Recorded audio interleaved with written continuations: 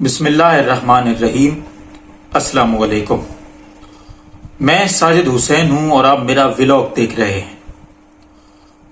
21 अक्टूबर को एक भगोड़ा, एक मफरूर एक इश्तिहारी शख्स आ रहा है पाकिस्तान के अंदर। वो गया भी कोई अच्छे काम करके नहीं था, सजा याफ्ता मुजरिम था। सजा को भुगतते हुए उसको टाइम हो रहा था और बीमारी हुई, उसको पता नहीं हुई भी कि नहीं हुई। रियासत ने उसको इलाज करवाने के लिए बाहर भेज दिया अदालतों की मदद के साथ। 4 हफ्तों का कहकर गया था, 4 साल लगा के बाद में अब आ रहा है। अब उसका इस्तकबाल रियासत कर रही है, कोशिश कर रहे हैं कि लोग इकट्ठे किए जाएं और उसके इस्तकबाल के अंदर हर बंदा बिजी है। इस बात का इजहार मैं नहीं कर रहा।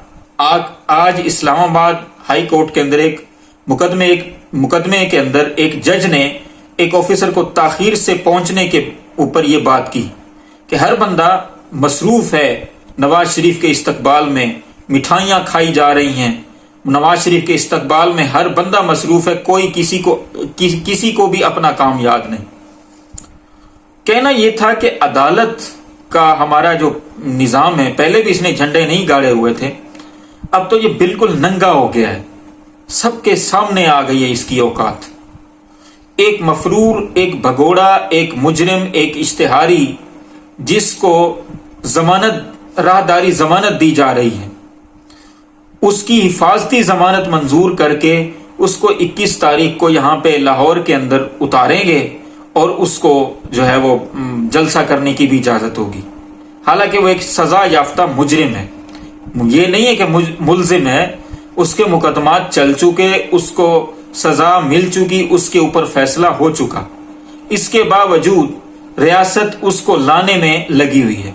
रियासत को और रियासत के सिविल लोगों को और कोई काम नहीं, बस एक ही बंदे का इस्तकबाल करना है, बस उसका इस्तकबाल करके अपनी ड्यूटी जो है वो पूरी करनी है। दूसरी तरफ अगर इमरान खान के केसेस देखें तो महीने महीने फैसला महफूज होता है, फिर सुनाया ही नहीं जाता।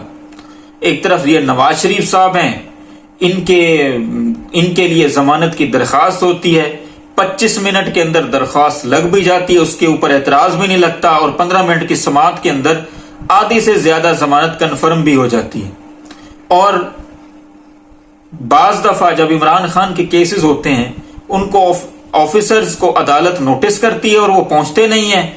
इस बार अदालत नोटिस भी नहीं करती और ऑफिसर पहले पहुंचे होते हैं। ये हाल है हमारा और हमारे अदालती निजाम का और हमारी रियासत का। बड़ी शर्म की बात है। वैसे दुनिया के अंदर लोग सोचते होंगे यार ये किस तरह के लोग हैं।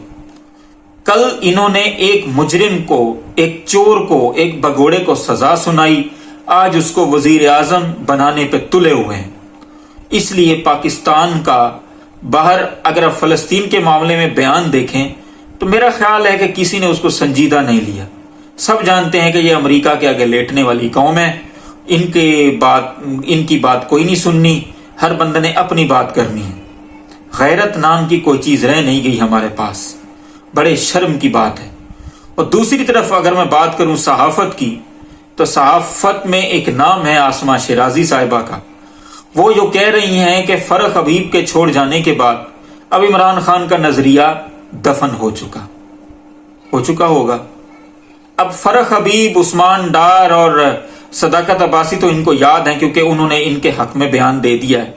वो भी प्रो नवाज शरीफ हैं मोहतरमा। सरकारी हज उन्होंने किए हुए हैं, पैसे पूसे जो है वो इनके पास पता नहीं थे या नहीं थे, बहरहाल वो एक अलग स्टोरी है। सरकारी हज करके फिर वो उन्होंने सरकार की जबानी बोलनी है ना, जिन्होंने हज करवाया था, फिर उसी हिसाब से ही बात करनी है ना उन्होंने। मैं सिर्फ उनको एक बात कहता हूं, फरख हबीब तो आपको याद आ रहा है, एक उमर सरफराज चीमा भी है, वो नहीं टूटा, नजरिया जिंदा हुआ या मर गया। चौधरी परवेज इलाही, जिनके बारे में सब ये कहते हैं कि ये एस्टेब्लिशमेंट का बंदा है, 76 साल उसकी उम्र है, 20 बार गिरफ्तार हो चुका, नजरिया जिंदा हुआ इमरान खान का या मर गया। एक और बात, सनम जावेद खातून है, छोटे छोटे उनके बच्चे हैं, وہ MP MNA بھی نہیں رہی، سپورٹر ہے۔ 9 مئی کے بعد ان کو گرفتار کیا گیا اور اب تک گرفتار رکھا ہوا ہے۔ وہ خاتون کھڑی ہے عمران خان کے نظریے کے ساتھ۔ نظریہ زندہ ہوا یا مر گیا؟ بات صرف اتنی سی ہے، کہنے کو بہت کچھ ہے، لیکن ڈیٹ لوگوں کے لیے کوئی بھی سننے کی جرت نہیں ہوتی، یعنی کہ ان کے پاس کوئی بھی کسی بھی بات کو سننے کی جرت نہیں ہوتی۔ وہ صرف اپنی بات کرتے ہیں اور اپنی بات ہی سناتے ہیں۔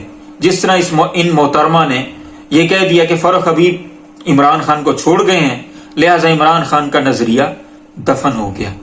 نظریہ کن کا دفن ہوا ہے؟ ایک اور بات چھوٹی سی سن لیں۔